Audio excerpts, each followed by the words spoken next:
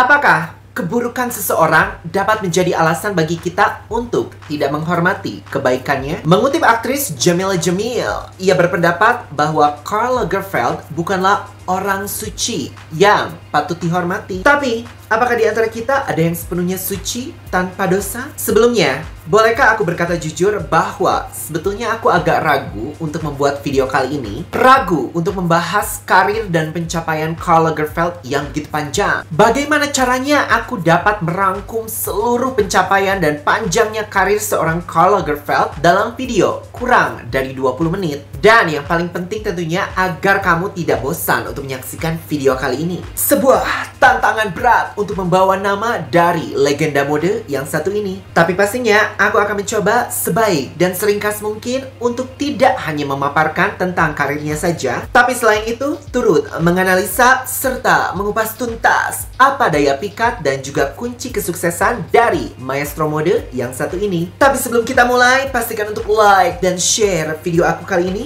Dan jangan lupa untuk subscribe dan nyalakan lonceng notifikasi untuk selalu mendapatkan informasi, berita, sejarah, serta bumbu-bumbu gosip seputar dunia fashion hanya di channel aku, Fendi Fashion Flash. Dan terima kasih yang sebesar-besarnya aku ingin ucapkan bagi kamu yang sudah bersedia untuk berdonasi dengan klik tombol super thanks di bawah. Karena berkat kemurahan hati kamu, channel ini bisa terus berkembang dan pastinya memproduksi konten-konten berkualitas. Tak usah berpanjang lebar lagi, mari kita langsung bahas pencapaian dan karir dari Karl Lagerfeld dengan sedikit bumbu-bumbu gosip yang mungkin akan memancing kamu untuk melontarkan komen.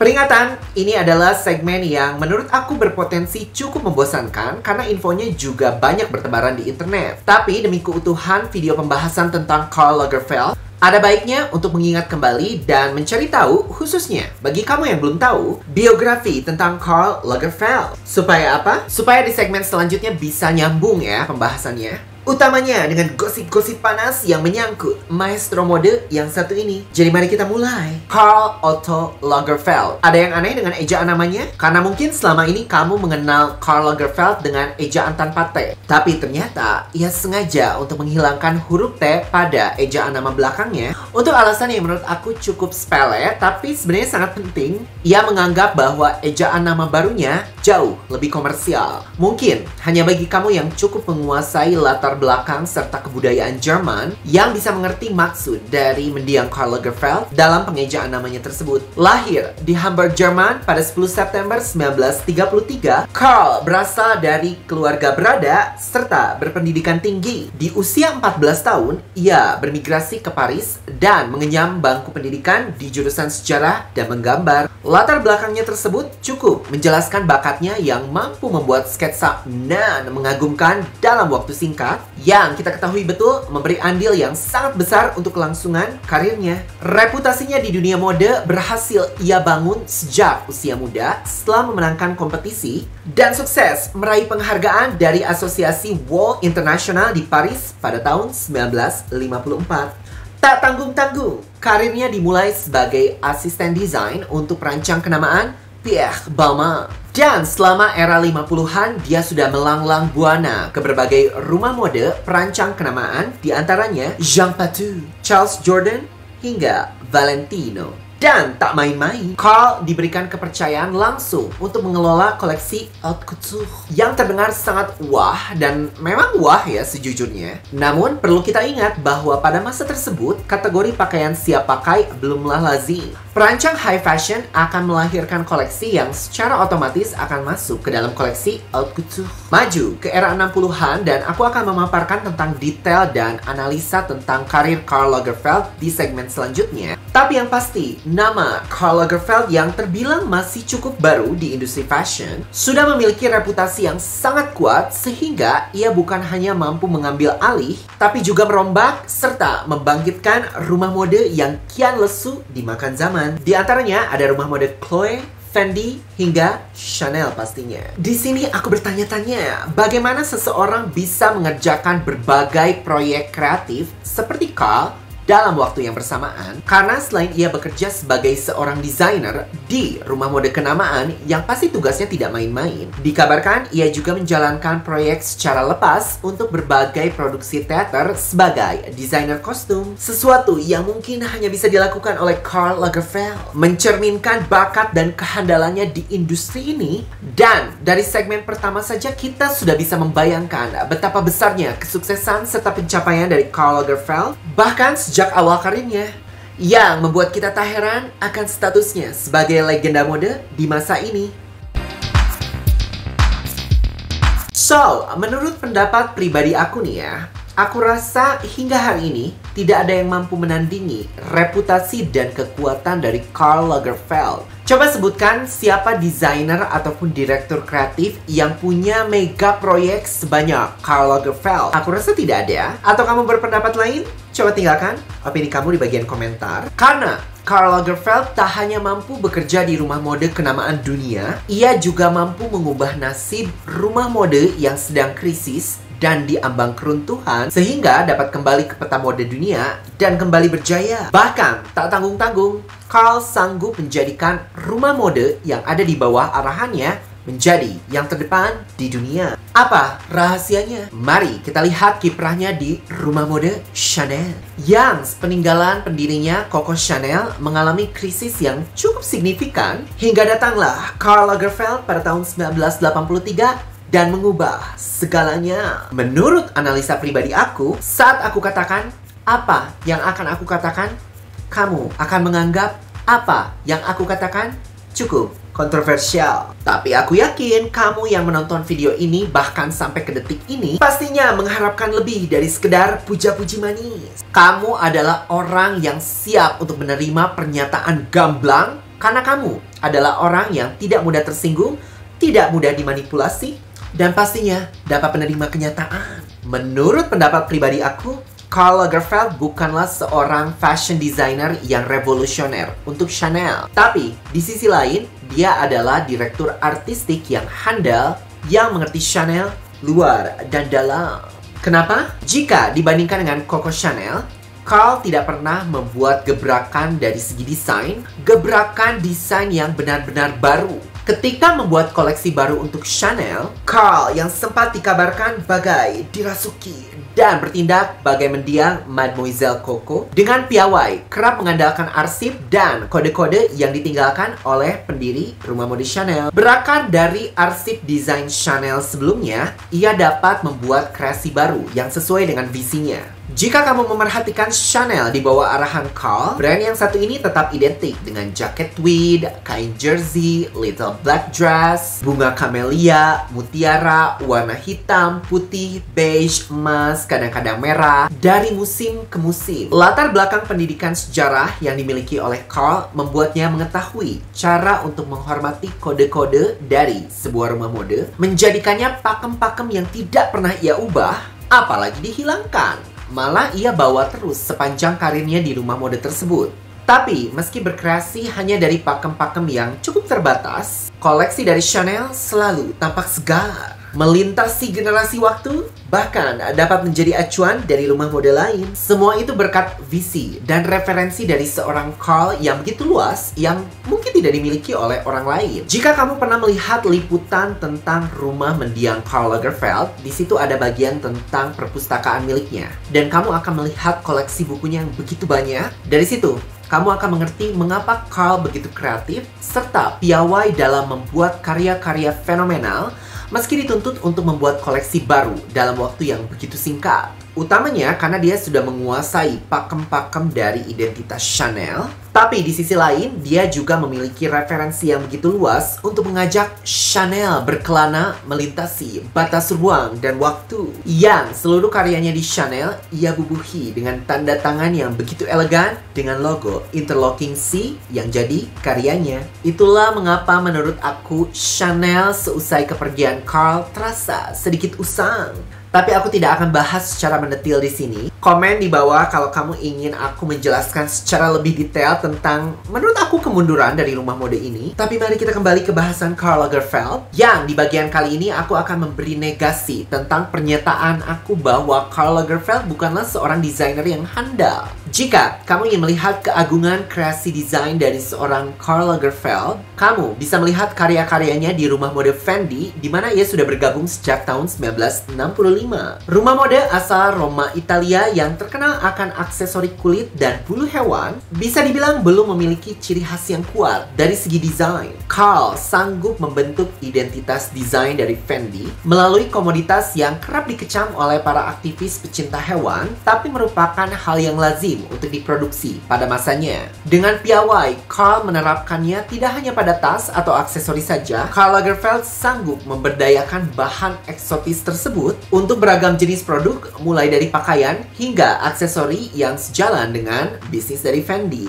Inovasi desain serta permainan warna-warni semarak dapat menjadikan Fendi sejajar dengan rumah mode high fashion lainnya. Semua pastinya turut digenjot oleh kepiawaian dan kreativitas Karl dalam membangun branding. Mulai dari monogram Zucca yang menjadi ciri khas dengan huruf F ganda yang menjadi singkatan dari Fun First, hingga helatan peragaan busana spektakuler dari Fendi yang lagi-lagi merupakan buah dari ide-ide jenius dari seorang Karl yang mencerminkan referensi tanpa batas dari sang maestro mode. Dan semua itu Karl lakukan selagi mengerjakan proyek-proyek kreatif lainnya yang menjadikannya bisa dibilang sebagai seorang pelopor di industri mode, di mana ia bisa bekerja untuk beberapa rumah mode dalam satu waktu. Semua ia lakukan dengan tidak mengurangi kualitas dari pekerjaannya, hingga ia bisa memiliki usia karir yang begitu panjang hingga hampir 7 dekade lamanya. Bisa dibayangkan?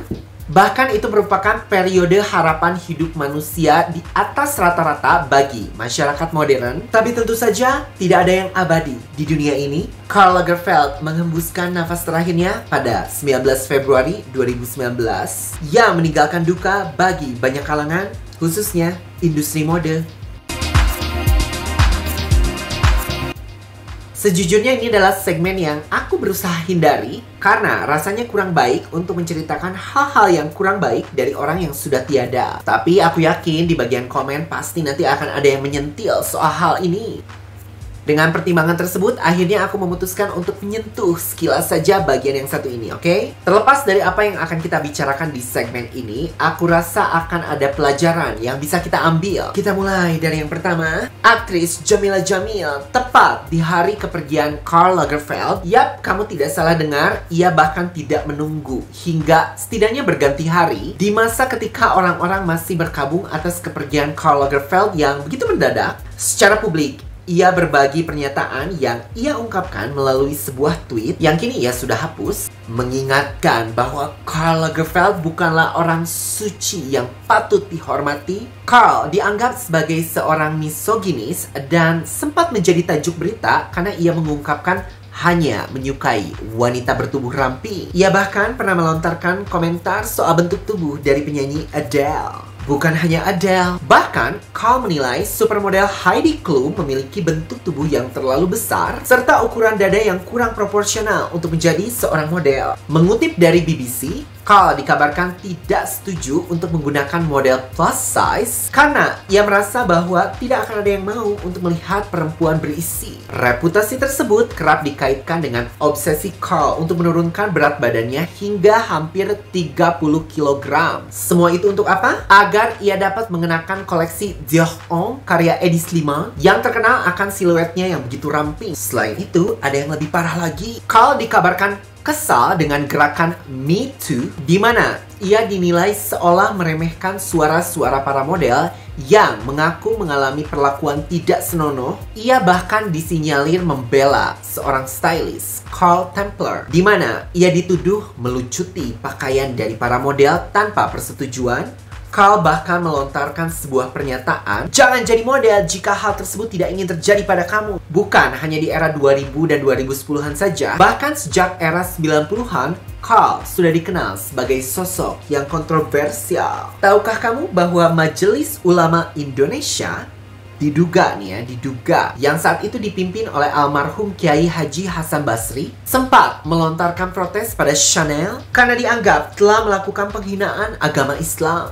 Pada tahun 1994, Chanel mengungkapkan pernyataan maaf pada seluruh umat muslim di seluruh dunia. Hal itu dikarenakan Karl Lagerfeld membuat beberapa desain gaun, di mana salah satu gaun yang dikenakan oleh Claudia Schiffer pada bagian dadanya bertuliskan ayat suci Al-Quran. Kamu pikir hanya sampai di situ? Pada tahun 2017, Karl sempat melontarkan penyerangan secara lisan pada kanselir Jerman Angela Merkel dikarenakan ia telah membuat kebijakan untuk menerima imigran yang kebanyakan berasal dari negara mayoritas muslim untuk dapat masuk ke Jerman dengan membawa isu-isu yang tidak dapat aku ungkapkan di YouTube ini. Tapi aku akan sertakan artikel referensi yang bisa kamu lihat di description box di bawah. Apakah keburukan? Kenapa aku pakai tanda kutip? Menurut aku, pertama kita harus mengingat bahwa Karl datang dari generasi lain. Generasi yang memiliki nilai moral di masyarakat yang jauh berbeda. Apa yang menurut kita buruk di masa kini, belum tentu buruk bagi masyarakat dulu. Dan kita pun tidak pernah tahu apakah nilai-nilai masyarakat sekarang itu jauh lebih baik daripada masyarakat di zaman dahulu. Kedua, dan ini sangat penting, kita harus selalu mempertanyakan kebenaran dari berita-berita tersebut. Utamanya karena aku tidak secara langsung terlibat. Dan lebih dari itu, kita tidak akan pernah tahu apa sudut pandang dari seorang Karl Lagerfeld. Mengingat, ia juga telah tiada. Dan inilah mungkin mengapa ada ungkapan bahwa tidak baik untuk membicarakan keburukan dari orang yang sudah tiada. Tapi kembali ke pertanyaan tadi, apakah keburukan dari seseorang dapat menjadi alasan bagi kita untuk tidak menghormati kebaikan dari orang tersebut? Mengutip pernyataan dari Jamila Jamil bahwa Karl bukanlah orang suci yang patut dihormati. Tapi apakah di antara kita ada yang sepenuhnya suci tanpa dosa? Di alam semesta ini ada yang namanya hukum dualitas. Di mana ada kebaikan, di situ akan ada pula keburukan. Yin and yang. Keduanya akan selalu berdampingan. Semakin tinggi dan semakin besar sebuah pohon, maka akan semakin besar ia membuat bayangan atau sisi gelapnya. Kembali, aku tanyakan sebuah pertanyaan yang mungkin tidak perlu dijawab, tapi lebih baik untuk direnungi. Apakah keburukan dari seseorang dapat menjadi alasan bagi kita untuk tidak menghormati kebaikan dari orang tersebut?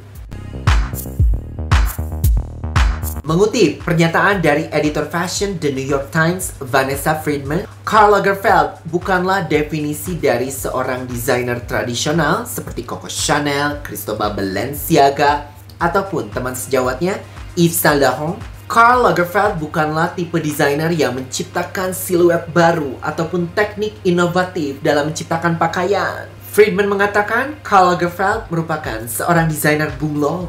Di mana ia berpijak, maka dengan segala hormat dia akan menjaga identitas dari rumah mode di bawah arahannya. Dengan tetap membawa makna dan sudut pandang baru, bahkan memberikan sentuhan budaya pop. Sebuah bakat di mana ia dapat menciptakan karya-karya dengan identitas dan pakem-pakem yang terarah.